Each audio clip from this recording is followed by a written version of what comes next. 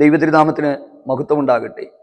തിരുവചനത്തിൽ വിവിധ ഇടങ്ങളിൽ വ്യത്യസ്തമായ സാഹചര്യങ്ങളിൽ ദൈവം തൻ്റെ ജനത്തിൻ്റെ അരികിലും അവരുടെ കഷ്ടതയുടെ മധ്യത്തിലും ഭക്തന്മാരുടെ ഭവനങ്ങളിലുമൊക്കെ ഇറങ്ങി വന്നിട്ടുണ്ട്. ആ ദൈവം ഈ കാലത്തും നമ്മുടെ അരികിൽ വരാനായിട്ട് ആഗ്രഹിക്കുന്നു. തീർച്ചയായും ഇറങ്ങി വരികയും ചെയ്യും. എന്നാൽ ഒരിക്കലും കർത്താവ് വെറുതെ ഇറങ്ങി വരില്ല. നമ്മൾ നമ്മുടെ ബന്ധുവീടുകൾ സന്ദർശിക്കണമെന്ന് ആഗ്രഹിക്കുമ്പോൾ നമ്മളൊന്ന് പോയി അവരുടെ അരികിൽ ഇരുന്ന് അല്പസമയങ്ങൾ കുശലമൊക്കെ പറയും. പക്ഷെ ദൈവത്തെ സംബന്ധിച്ചിടത്തോളം ദൈവം അങ്ങനെ വെറുതെ ഒരു കാര്യവും ചെയ്യാറില്ല. എനിക്ക് തോന്നുന്നു ഈ ഭൂമിയിൽ ഒരു വ്യക്തിക്ക് പ്രാപിക്കുവാൻ കഴിയുന്ന ഏറ്റവും വലിയ ദൈവാനുഗ്രഹങ്ങളിൽ ഒന്ന് അവനോടൊപ്പം ദൈവം ഉണ്ടാകുക, അവൻ്റെ വീട്ടിൽ ദൈവം ഇറങ്ങി വരിക, ആ ഒരു ആത്മീക കൂട്ടായ്മയിൽ മുൻപോട്ട് പോവുക എന്നുള്ളതാണ്. എവിടെയാണ് ദൈവം ഇറങ്ങി വരുന്നത്? നമ്മുടെ ജീവിതത്തിൽ ദൈവം ഇറങ്ങി വരുവാൻ നമ്മൾ എന്താണ് ചെയ്യേണ്ടുന്നത്? നമ്മൾ ഈ ഒരുപാട് സാക്ഷ്യങ്ങൾ നമ്മൾ കേൾക്കാറുണ്ട്. ദൈവത്തെ കണ്ടതായി, ദൈവിക ഇടപെടലുകൾ ഉണ്ടായതായി, അങ്ങനെ ധാരാളം പേരുടെ സാക്ഷ്യങ്ങൾ നിങ്ങൾ യൂട്യൂബിലും കേട്ടിട്ടുണ്ടാകും, അല്ലെങ്കിൽ ആത്മീക ശുശ്രൂഷകളിലൊക്കെ നിങ്ങൾ കേട്ടിട്ടുണ്ടാകും. അവരുടെ ജീവിതത്തിൽ ദൈവം ഇറങ്ങി വന്നതിന് ശേഷം ഉണ്ടായ മാറ്റങ്ങൾ ഭയങ്കരമായിരിക്കും. കാരണം ഞാൻ ദൈവവചനം പഠിച്ചപ്പോൾ കർത്താവ് ഒരിടത്ത് ഇറങ്ങി വന്നിട്ടുണ്ടെങ്കിൽ അവിടെ അതിൻ്റെ ഒരു റിസൾട്ട് ഉണ്ടായിട്ടുണ്ട്, അല്ലെങ്കിൽ അവിടുന്ന് എന്തെങ്കിലുമൊക്കെ അവിടെ ചെയ്തിട്ടുണ്ട്. പ്രിയപ്പെട്ടവരെ, നമ്മുടെ വീട്ടിൽ, നമ്മുടെ വ്യക്തിപരമായ ജീവിതത്തിൽ ദൈവം ഇറങ്ങി വരണമെങ്കിൽ നമ്മൾ എന്താണ് ചെയ്യേണ്ടുന്നത്? ദൈവവചനത്തിലേക്ക് ഒന്നാമത് നമുക്ക് പോകാം. കാരണം വചനത്തിൻ്റെ ചില വ്യവസ്ഥകളുണ്ട്. ആ വ്യവസ്ഥകൾ നമ്മൾ മനസ്സിലാക്കിയെങ്കിൽ മാത്രമേ എങ്ങനെയാണ് ദൈവം ഇറങ്ങി വരുന്നത്, എങ്ങനെയാണ് അതിനുശേഷം ഉള്ള കാര്യങ്ങൾ സംഭവിക്കുന്നത് നമുക്കൊന്ന് മനസ്സിലാക്കാം. ഞാൻ പഴയ നിയമം വായിച്ചപ്പോൾ എൻ്റെ മനസ്സിലേക്ക് വന്നപ്പോൾ ധാരാളം ഇടങ്ങളിൽ കർത്താവ് ഇറങ്ങി വന്നിട്ടുണ്ട്.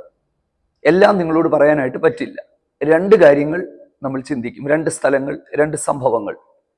ഒന്നാമത്തേത് അബ്രഹാമിൻ്റെ വീട്ടിലെത്തിയ യഹോവയാം ദൈവമാണ്. രണ്ടാമത്തേത് ഇസ്രായേലിൻ്റെ കഷ്ടതയിൽ ഇറങ്ങി വന്ന ദൈവമായ യഹോവ.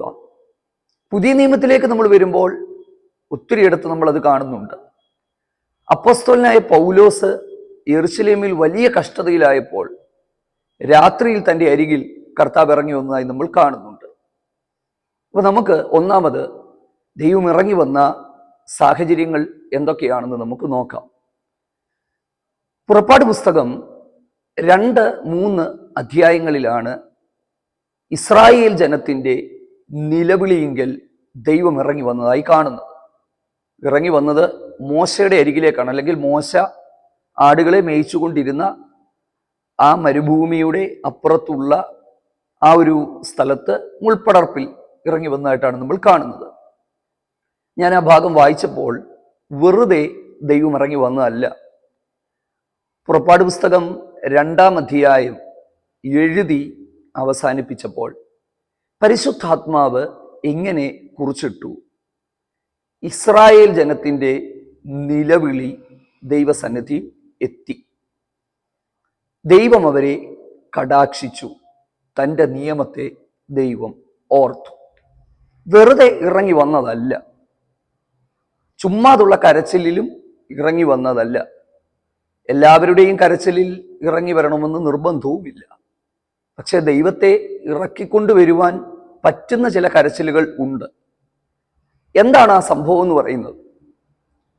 അവർക്ക് കൂലി കിട്ടാതെ, അവരുടെ ജീവിതത്തിൻ്റെ അകത്ത് അവർക്കൊരു വിശാലതയില്ലാതെ അവർ കരഞ്ഞപ്പോൾ ആ കരച്ചിൽ ദൈവസന്നിധിയിലേക്ക് എത്തിയപ്പോൾ ദൈവത്തെ ഇറങ്ങി വരുവാൻ നിർബന്ധിച്ച കാര്യം, അല്ലെങ്കിൽ ഇറങ്ങി വരാൻ ഉണ്ടായ കാരണം 2-3 കാര്യങ്ങളാണ്. ഒന്ന്, ഈ കഷ്ടമനുഭവിച്ച കരഞ്ഞ ജനത്തിൻ്റെ വല്യപ്പച്ചൻ ദൈവത്തിന് വേണ്ടി നിന്നൊരാളാണ്. കാരണം അബ്രഹാം എന്ന് പറയുന്ന വ്യക്തിയോടുള്ള നിയമത്തെ ഓർത്തിട്ടാണ് ദൈവം ഇറങ്ങി വന്നത്. കണ്ടോ? അപ്പൊ ശരിക്കും നമ്മളൊരു കാര്യം മനസ്സിലാക്കണം. നമ്മളൊക്കെ പ്രതീക്ഷിക്കുന്നത് നമ്മുടെ ജീവിതത്തിന്റെ അകത്തേക്ക് ദൈവം ഇറങ്ങി വരണം എന്നുള്ളതാണ്.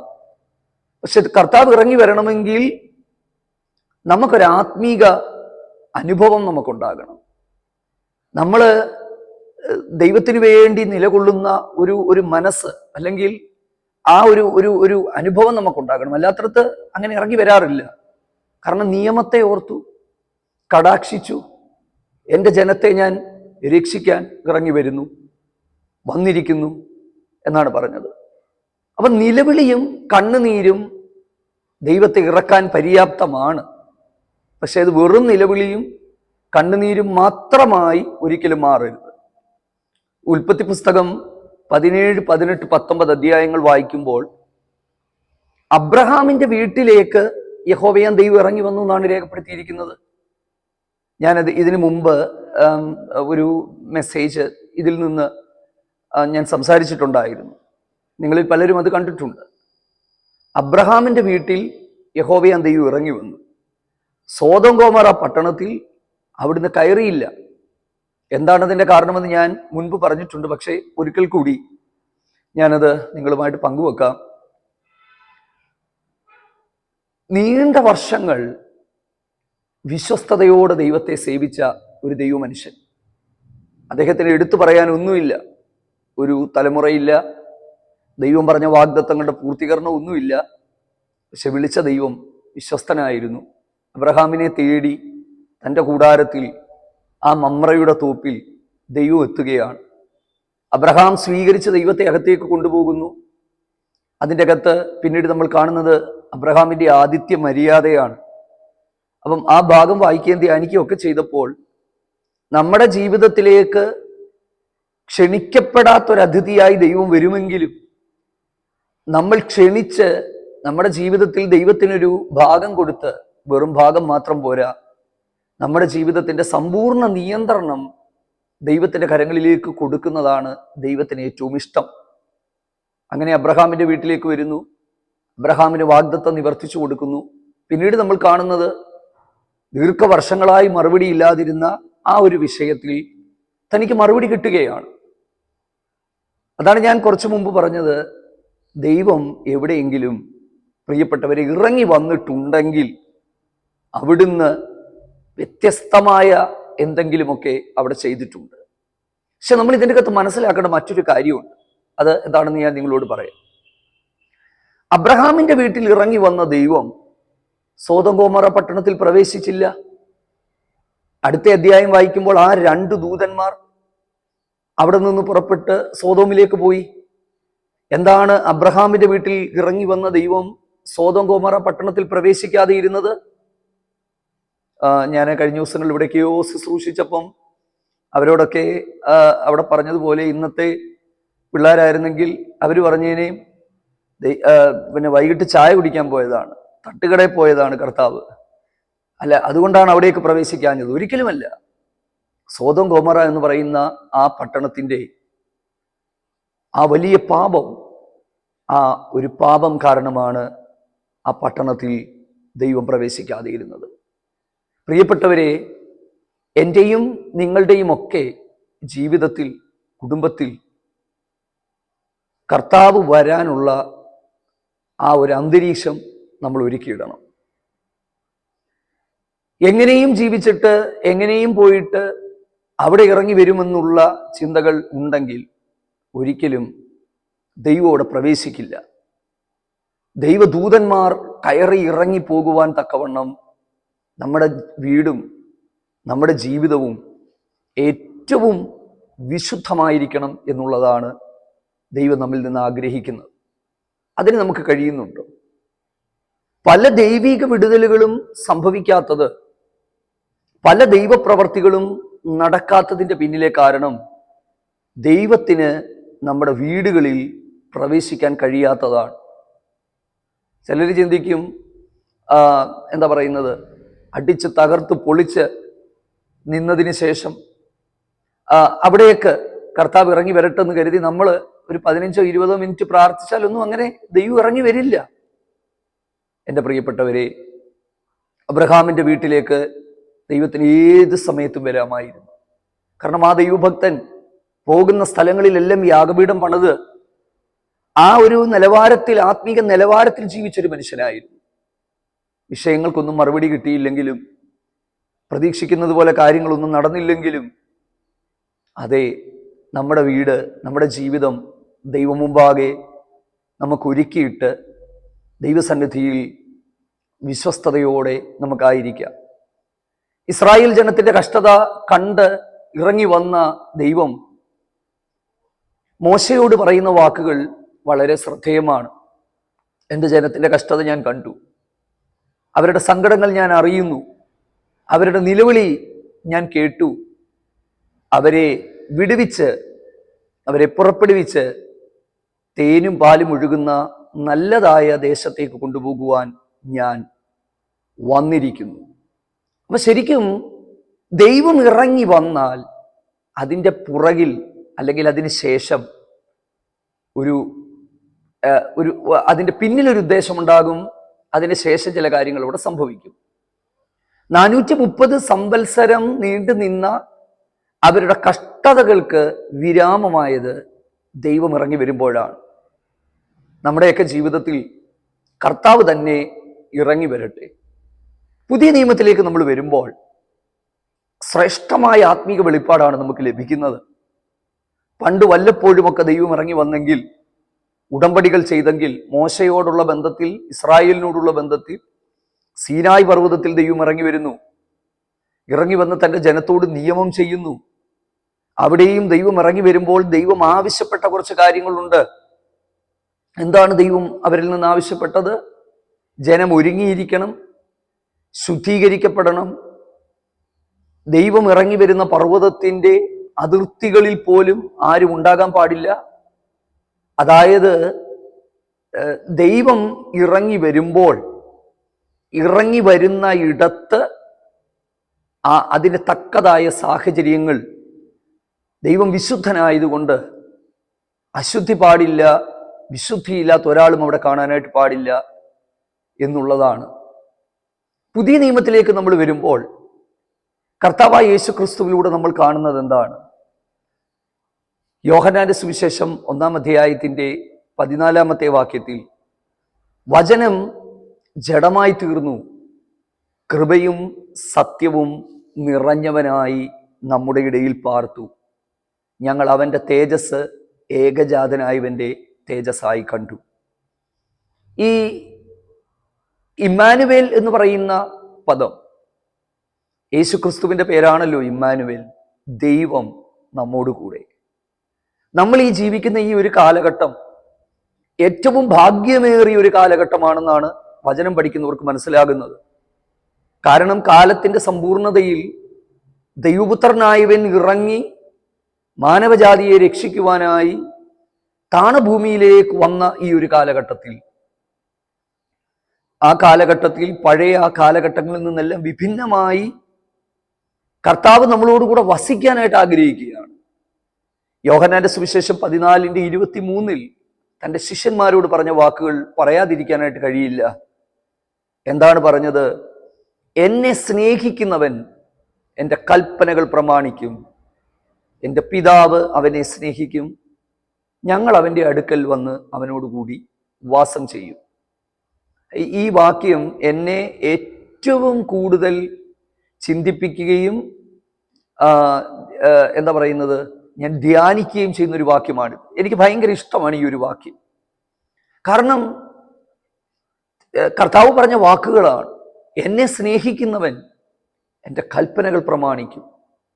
ഞാൻ ദൈവത്തെ സ്നേഹിക്കുന്നു സ്നേഹിക്കുന്നു സ്നേഹിക്കുന്നു എന്ന് മാത്രം പറയുക മാത്രമല്ല നാം ചെയ്യേണ്ടുന്നത്, ദൈവത്തിൻ്റെ കൽപ്പനകളെ നമ്മൾ പ്രമാണിക്കുക. ആ കൽപ്പനകൾ എന്തൊക്കെയാണ്? ദൈവവചനം വായിക്കുന്ന ആർക്കും അതറിയാം. ഞാൻ അതിലേക്ക് പോകുന്നില്ല. ഇതിനു മുമ്പ് പല പ്രാവശ്യവും ദൈവകൽപ്പനകളുടെ അനുസരണത്തെക്കുറിച്ചൊക്കെ ഒരുപാട് മെസ്സേജുകൾ ചെയ്തിട്ടുള്ളത് കൊണ്ട് ആ ഭാഗത്തേക്ക് പോകുന്നില്ല. ഒന്നാമത് കർത്താവിനെ സ്നേഹിക്കുക, 2 അവിടുത്തെ കൽപ്പനകൾ അനുസരിക്കുക.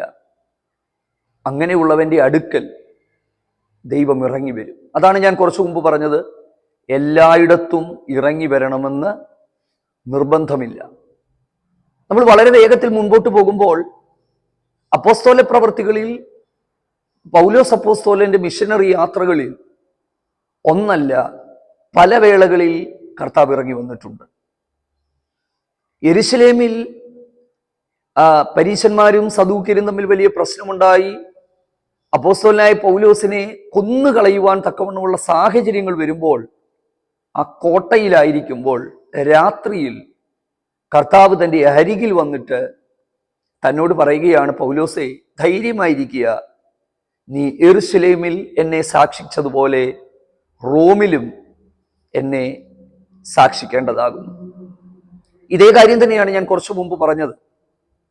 കർത്താവ് നമ്മുടെ ജീവിതത്തിൽ ഇറങ്ങി വന്നാൽ ഇറങ്ങി വരുന്നത് കൊണ്ട് തീരുന്നതല്ല അത്. അതിനുശേഷം നമ്മുടെ ജീവിതത്തിൽ വലിയ മാറ്റങ്ങൾ ഉണ്ടാകും. നാം ചിന്തിക്കുന്നതിനപ്പുറത്തുള്ള കാര്യങ്ങൾ ഉണ്ടാകും. കാരണം ഇറങ്ങി വന്ന് പൗലോസിനോട് എന്താണ് പറഞ്ഞത്? നിന്റെ ശുശ്രൂഷ തീർന്നിട്ടില്ല, നിന്റെ ഓട്ടം കഴിഞ്ഞിട്ടില്ല, നിന്നെ ഇപ്പോഴത്തെ ഈ സാഹചര്യത്തിൽ നീ ഒരിക്കലും, പൗലോസേ, താങ്കൾ ഒരിക്കലും രക്ഷപ്പെടുകയില്ല എന്ന് ചിന്തിക്കുന്ന സാഹചര്യത്തിലാണ് നീ നിൽക്കുന്നത്. ദൈവത്തിന് സ്തോത്രം. പക്ഷേ ഈ ഒരു സാഹചര്യങ്ങൾ കൊണ്ട് തീരുന്നതല്ല നിന്റെ ജീവിതം. നിന്റെ ശുശ്രൂഷ തീർന്നിട്ടില്ല. നിന്റെ ഭാവി ഇവിടെ കൊണ്ട് അവസാനിക്കുന്നതല്ല. ഈ സാഹചര്യങ്ങളെല്ലാം മാറും. നിനക്ക് റോമിലേക്ക് പോകേണ്ടതായിട്ടുണ്ട്. അവിടെയും അനേകരോട് എന്നെക്കുറിച്ച് നിനക്ക് പറയാനായിട്ടുണ്ട്. ഞാൻ ഈ ദൈവത്തിൻ്റെ വചനം പറയുമ്പോൾ തന്നെ എൻ്റെ ആത്മാവിൽ ഞാൻ ഒരു വലിയ ദൈവിക ഇടപെടൽ അനുഭവിച്ചുകൊണ്ട് ഞാൻ പറയാം, എല്ലാം തീർന്നുവെന്ന് ലോകം വിലയിരുത്തുമ്പോൾ, സാഹചര്യങ്ങൾ വെച്ച് നാം വിലയിരുത്തി ഇനി ഒരു ചുവട് പോലും വെക്കാൻ പറ്റില്ല, എല്ലാം ഇവിടെ കൊണ്ട് അവസാനിക്കാൻ പോകുന്നു എന്ന് ചിന്തിക്കുമ്പോഴും കർത്താവ് ഇറങ്ങി വന്നാൽ അവിടുത്തെ വാക്കുകൾ നമ്മുടെ അരികിലേക്ക് വന്നാൽ അത് തരുന്ന ആശ്വാസം ചെറുതല്ല. അവിടെ കൊണ്ട് അടുത്ത പദ്ധതികൾക്ക് വേണ്ടി നമ്മെ ഒരുക്കുകയും നമ്മെ പര്യാപ്തമാക്കുകയും നമ്മളെ അതിലേക്ക് നയിക്കുകയും ചെയ്യുകയാണ് അവിടുന്ന് നമുക്ക് വേണ്ടി ചെയ്യുന്നത്. എനിക്കറിയില്ല, ഞാൻ ഈ ഭാഗം സംസാരിക്കുമ്പോൾ തന്നെ ഒരു വലിയ ദൈവത്തിൻ്റെ ആത്മാവിൻ്റെ ഇടപെടലുകൾ ഞാൻ അനുഭവിക്കുന്നു. ഇത് ആരോടൊക്കെയോ പരിശുദ്ധാത്മാവിന് പറയാനായിട്ടുള്ള ഒരു ദൂതായിട്ട് എനിക്ക് തോന്നുന്നു. ഈ ദൂതിനെ, ദൈവാലോചനയെ നിങ്ങൾ ഏറ്റെടുക്കുക, സമർപ്പിക്കുക. ദൈവത്തിന് സ്തോത്രം. ഞാൻ സാധാരണ പറയുന്നത് പോലെ ഏതെങ്കിലും പ്രവാചകൻ വന്ന് നമ്മുടെ തലയിൽ കൈവെക്കുന്നു എന്നുള്ളതിനപ്പുറത്ത് വചനമാണ് നമ്മളെ വിടുവിക്കുന്നത്. വചനമാണ് നമുക്ക് ആശ്വാസം നൽകി തരുന്നത്. അടുത്തത്, ഈ അദ്രിയ കടലിലൂടെ അല്ലെങ്കിൽ ആ കടലിലൂടെയൊക്കെ യാത്ര ചെയ്തു പോകുമ്പോൾ വലിയ കാറ്റടിച്ച് നീണ്ട ദിവസങ്ങൾ സൂര്യനെയോ ചന്ദ്രനെയോ നക്ഷത്രങ്ങളെയോ ഒന്നും കാണാതെ ഇരിക്കുമ്പോൾ ഈ കപ്പലിലുള്ള സകലരും തീർന്നു എന്ന് പറഞ്ഞ സമയത്ത് കർത്താവിൻ്റെ ദൂതൻ രാത്രിയിൽ തൻ്റെ അരികിൽ വന്നിട്ട് തന്നോട് പറയുകയാണ്, പൗലോസേ, ഇവിടെ കൊണ്ട് തീർന്നിട്ടില്ല, ഈ കപ്പലിലുള്ളവരെല്ലാം നിനക്ക് ദാനം തന്നിരിക്കുന്നു എന്നുള്ളതാണ്. വെളിപ്പാട് പുസ്തകം വേദപുസ്തകത്തിലെ ഏറ്റവും ഒടുവിലത്തെ പുസ്തകമാണല്ലോ. പത്മോസ് എന്ന് പറയുന്ന ആ നിർജ്ജനമായ ശുദ്ധജലം പോലും അല്ലെങ്കിൽ കുടിക്കാൻ വെള്ളം പോലും ഇല്ലാത്ത ആ ഒരു വല്ലാത്ത ഭീകരമായ അന്തരീക്ഷത്തിലേക്ക് അകപ്പെട്ട യോഹന്നാൻ എന്ന് പറയുന്ന അപ്പോസ്തോലന്റെ അരികിൽ കർത്തൃദിവസത്തിൽ ഉലയിൽ ചുട്ടുപഴുപ്പിച്ച വെള്ളോടിന് സദൃശ്യമായ പാദങ്ങളോടുകൂടിയ 7 നക്ഷത്രം വലങ്കയിൽ പിടിച്ച മാറത്ത് പൊൻകച്ച കെട്ടിയ തേജോന്മയനായ കർത്താവ്, സപ്തമഹിമാ വിഭൂഷിതനായ ക്രിസ്തു തൻ്റെ അരികിലേക്ക് എത്തുകയാണ്. എത്ര മനോഹരമായ അതേ ആത്മീക അനുഭവങ്ങളാണ് ദൈവം തൻ്റെ ഭക്തന്മാർക്ക് സമ്മാനിക്കുന്നത്. എൻ്റെ പ്രിയപ്പെട്ടവരെ, നമ്മുടെ വീട്ടിൽ കർത്താവ് എത്തുവാൻ, നമ്മുടെ ജീവിതത്തിൽ ദൈവം ഇറങ്ങി വരുവാൻ തക്കവണ്ണമുള്ള ഒരു നിലവാരം നമ്മൾ കാത്തു സൂക്ഷിക്കുക. അത് മാത്രം ചെയ്താൽ മതി. അതിന് ചെയ്യേണ്ടുന്നത് എന്താണ്? ദൈവസന്നിധിയിൽ അതേ വേർപാടോടും വിശുദ്ധിയോടും ഭക്തിയോടും നാം ആയിരിക്കുക. അതിനപ്പുറത്ത് ഞങ്ങൾക്കൊന്നും നിങ്ങളോടൊന്നും പറഞ്ഞു തരാനായിട്ടില്ല. ആ വേർപാടിലും വിശുദ്ധിയിലും ഭക്തിയിലും നമ്മൾ ജീവിക്കുമ്പോൾ നമ്മുടെ കണ്ണുനീരിൻ്റെ അകത്ത് അവിടുന്ന് നമുക്ക് വേണ്ടി ഇറങ്ങി വരും. 2 3 പേർ എൻ്റെ നാമത്തിൽ കൂടുന്നിടത്ത് ഞാനുണ്ട്. ആളിന്റെ എണ്ണത്തിലൊന്നുമല്ല. 50,000 പേര് കൂടുന്നിടത്ത് ദൈവം വരണമെന്ന് നിർബന്ധമൊന്നുമില്ല. നമ്മളെ സംബന്ധിച്ചിടത്തോളം നമുക്ക് ആൾ കൂടുന്നതാണ് ഇഷ്ടം. പക്ഷെ വചനം പഠിച്ചപ്പോൾ ദൈവനാമത്തിൽ 2 പേര് ഒരു മനസ്സോടെ കൂടിയാൽ, ഒന്നിച്ചിരുന്നാൽ അവിടെ വാസ്തവമായും കർത്താവ് ഇറങ്ങി വരും. ദൈവം നിങ്ങളെല്ലാവരെയും ധാരാളമായി സഹായിക്കട്ടെ. ഈ സന്ദേശം നിങ്ങൾക്ക് അനുഗ്രഹമായി എന്ന് വിശ്വസിക്കുന്നു. ആമേൻ. God bless U.